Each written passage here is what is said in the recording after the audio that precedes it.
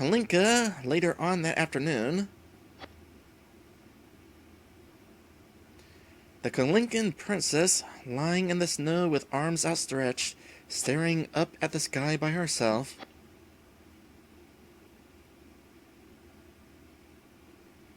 Sigh. Mother.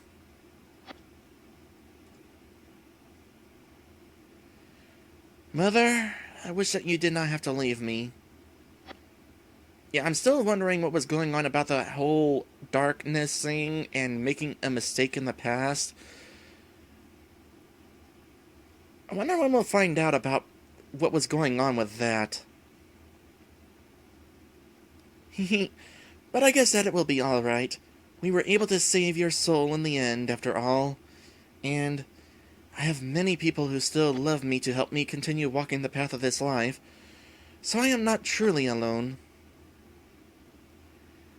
I suppose that everything I am really does depend on... How is this wording? I suppose that everything I am really does depend on that redeeming power, just as Mr. Dusk has said. Hatred will never become my mistress, nor chaos my husband. Never. May such things that frighten me or provoke my tears be cast into oblivion forever.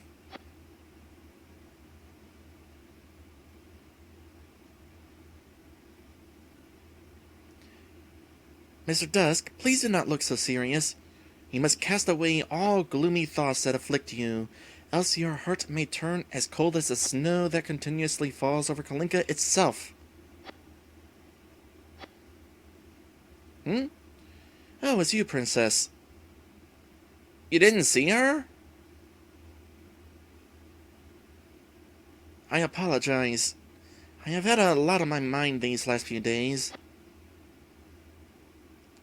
Is that so? I understand. You and your friends must all be carrying a tremendous burden. I cannot help but wonder about this crisis that Elvenia faces, the reason why I have chosen to involve myself in it, and what the presence of that faceless stranger in Kalinka last night might mean for us. A stranger? Surely not one of the Dark Lord's servants.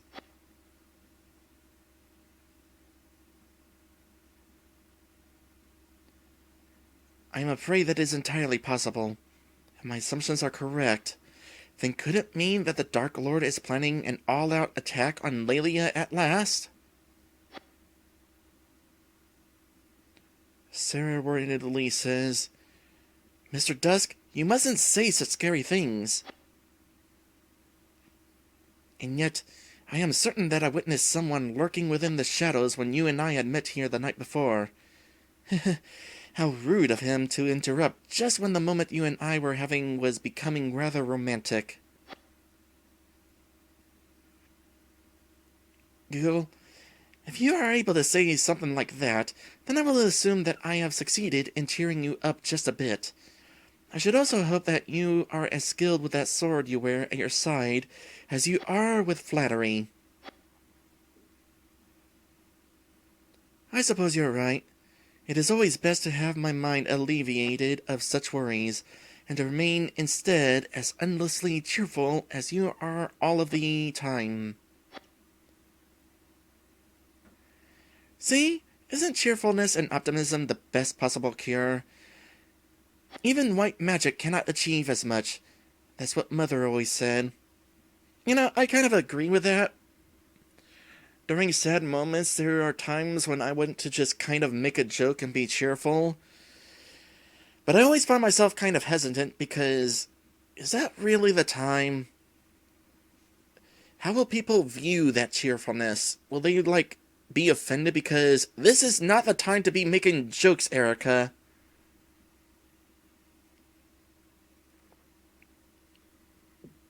It might be seen as insensitive. Also, this is an interesting thing that they're discussing right now. Some shadowy stranger who was there that night.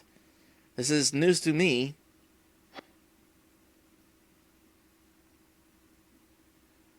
No ordinary human girl is she.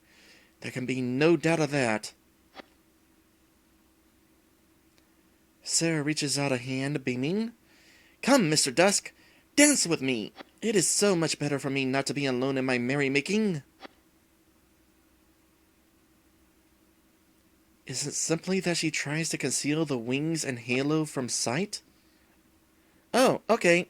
Well, nice to know somebody on this team has been paying attention.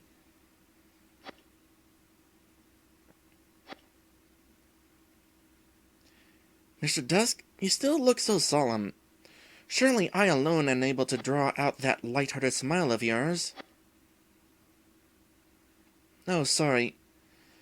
I was just wondering if, seeing you as you are now, perhaps there is a possibility that the light will endure in this world after all. Gulp. Me, Mr. Dusk? You came to realize that just from having befriended me? I always knew that the ways of grace and love, which you seem to cling so faithfully to, were the only absolute truths in this creation that I must follow. Yet I confess that I had never truly believed in its power. Not until a certain female creature of amazing purity crossed my path.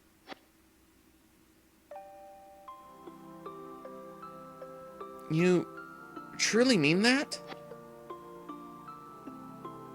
Yes.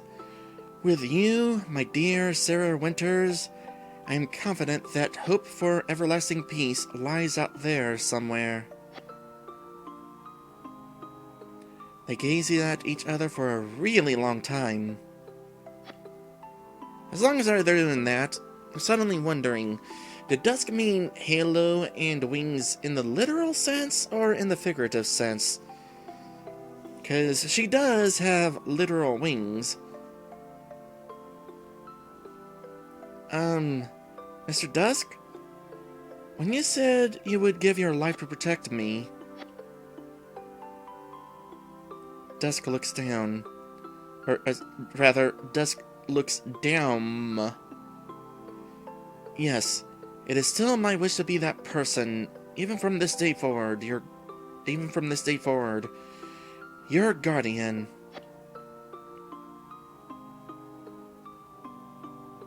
Dusk momentarily looks away. Somehow, I just know in my heart that it is the right thing to do.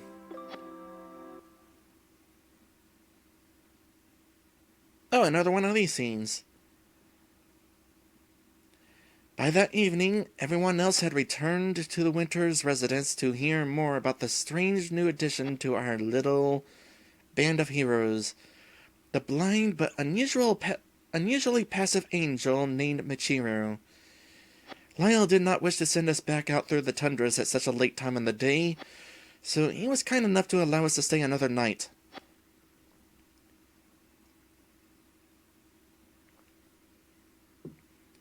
After Lynn was through with scaring the wits out of the little girl we had met yesterday, I think her name was Elvenia, with all of his exaggerated stories about our adventures so far, after Dusk had returned from wherever it was he had gone off to be all morose by himself as usual, and once I, at Priyan's enforcement, had gone back hanging on my head in shame to retrieve all of the money I had thrown at Thumper to encourage her while she danced, we all gathered around the long-lost soulless Emzu angel to hear everything she had earlier recounted to Lyle, Chermies, Harrison, and Priyan.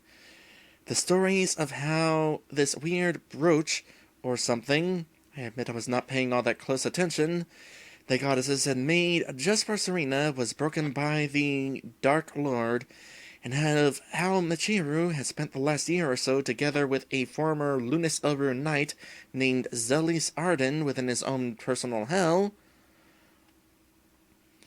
At Sarah's polite request, however, eventually Michiru soon grew weary from the rigors of the day and retired to the privacy of Sarah's room, where it would quiet enough for her to sleep. You know, moments like this, when I go to a message box and it seems like I misread something, I kind of wonder, did I really see that wrong? Or is that word really the way I read it? It'll be interesting when I go back and watch this later on.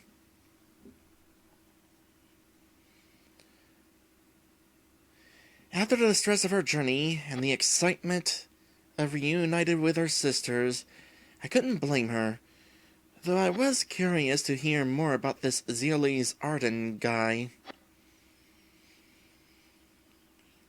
Once Michiru had left the room, it was then that we were at last given the answer to the question that had been preying on our minds ever since we'd come back from Lisa's sanctuary. The events that had led to the Holy Priestess's sad fate of being enslaved by the darkness. Oh yes, tell me more! Luckily, the Kalinkan princess managed to stay composed as she had begun the tale by recalling the last happy memory Sarah had of her mother, in which Sarah had come running to Lisa inside the very same sanctuary where we'd slain Lisa's ghost. One day, 5 years before, when Sarah was only about 12 years old. She had sought Lisa's comforting embrace that day, for the face of the Lord of Darkness had given Sarah a most unpleasant visit within a dream the night before.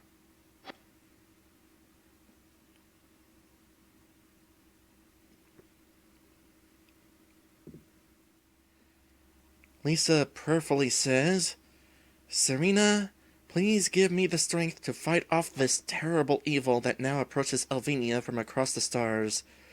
His power will be too great for anyone else to contend with. I don't wish for anyone else in this world, especially my dear husband or daughter, to be needlessly sacrificed simply because I got them involved for my own selfish reasons. And what selfish reasons are those, I wonder? I beseech you, my goddess, if I am to go up against him alone, then only your power can be enough to help me stop him from making our beautiful world his own. And if I cannot do this, then please spare my sweet innocent Sarah from suffering that monster's hateful wrath as well." Mother! Mother! Daughter? Sarah throws her arms around Lisa's waist and clings against her mother for dear life, burying her face into Lisa's right sleeve and sobbing heavily. "Why, little daughter, whatever is the matter? Are you hurt? Or are those boys from before teasing you again?" Sarah says between sobs, No, Mother. I had a really scary nightmare last night." "A frightening dream? Would it make you feel better to tell it to me, daughter? You know I would not dare let any big, bad monster from your dreams disturb the peaceful slumber of my cute little Sarah." Sarah is refusing to be comforted. "A really frightening monster came upon me in this dream, Mother. Only he was so much scarier than the others I had ever dreamt of. His face was truly awful to behold. I fear that he was real, Mother. He first vowed to me that he would destroy Serena and then bring absolute terror into our world. And then, sob, he fell upon me and tore me to pieces with claws so drenched with blood that he must have destroyed many countless thousands of lives before taking mine."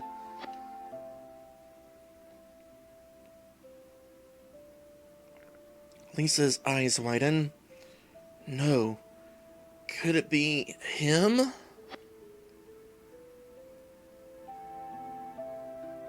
Lisa says out loud, "Sarah."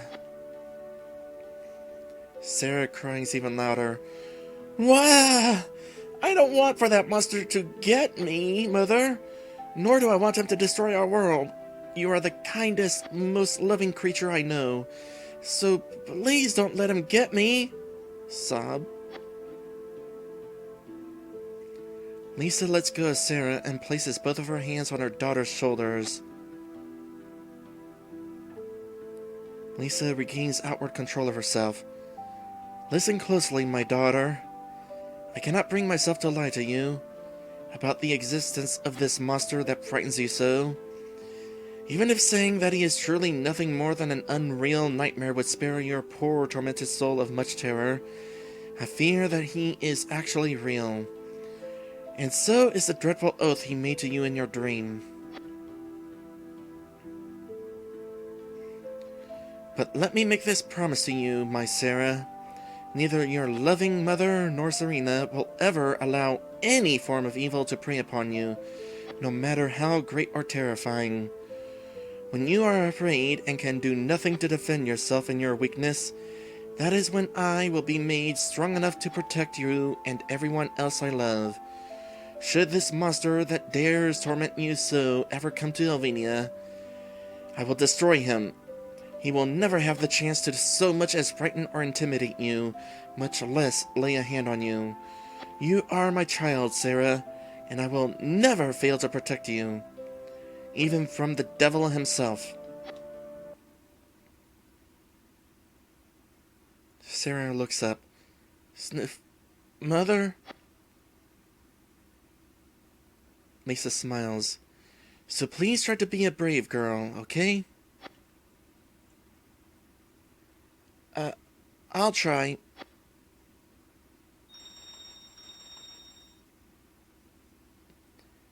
Can you hear that, daughter? It is her, Serena. She has come to bring comfort and peace to your tormented heart as well. One day soon, when the promise that binds us all is fulfilled by heroes and heroines such as whom you yourself will surely become for the people who love you, Serena and her many angels will take you to heaven to live happily with them and your other loved ones forever. And there you will never have to suffer nightmares ever again.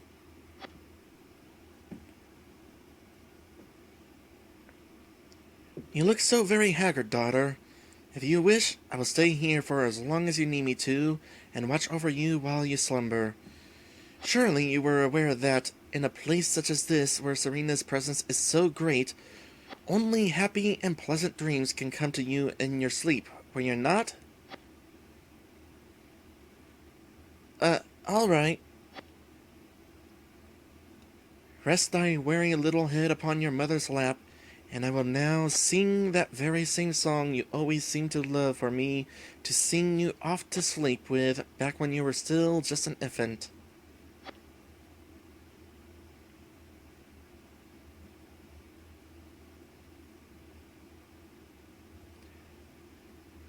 Mellifluously? You know, Sarah's knight knows a lot of words that I don't. But Lisa sings mellifluously. You are my angel, you are my everything. You mean more to me than life itself. With that smile of yours, so lovely and so bright.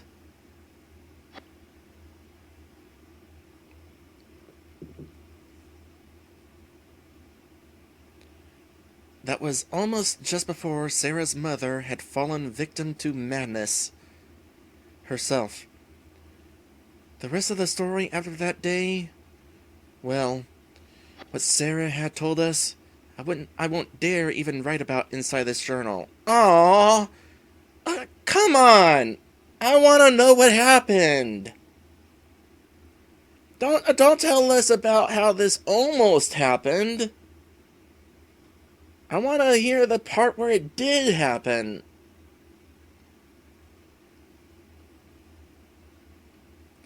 I'd rather never think about Lisa's apparent demon possession ever again if I have the choice. Well, at least we got a little bit of information there.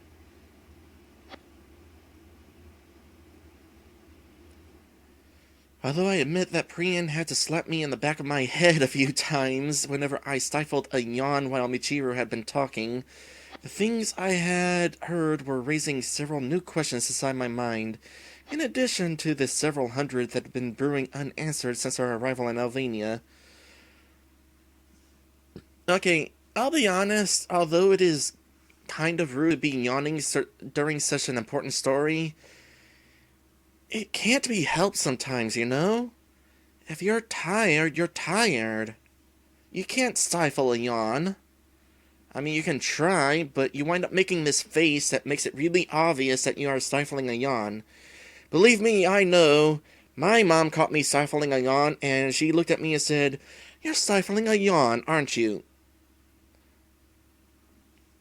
Like, I didn't even know I was making a face, but apparently there is a face you make when you do that. Anyway, continuing forth, when even Priyan would just shake her head in refusal to answer whatever I had asked her concerning the Chihiru stories, or maybe it was because she just could not provide an answer, I think it was then that I'd come to realize that even in a world such as Elvenia, the line crossed between good and evil isn't drawn with all that much simplicity. Still, if I am to be an able leader for the people of this world, as I stated before that I wish to be, then I have got to stick with the beliefs that I had established back at day one, that I am fighting to deal justice to the Dark Lord and the rest of his danged legions of walking evil, to avenge the wrongs that are being done to me and the Elvenians, and that is it. I can worry over the question of whether there truly is a Divine Mother, and other such dilemmas I have been dealing with on the inside, later on. If Lynn and Harrison fight best by being as reserved in their emotions as they have been in the face of our struggles, fine. And if Dusk still concerns herself most with coming to the rescue of every Elvenian, no matter what it costs him, then let that remain his territory. As for me, I cannot afford to be contemplating my own beliefs and convictions about anything at all anymore. Otherwise, I think that I will lose sight of being the hero that I myself am supposed to be. It would not be too different a story from what happened to the Holy Priestess, really. Oh, really? By all means, tell us more. Upon writing all of these things, I can't help but remember the words that one of the Lunas Elru Knights, Wraith, had spoken during our first battle with her. If I let you so-called heroes of light leave this battle alive, then you would never be able to go on anyway. You would just end up struggling against the dark halves of your hearts forever.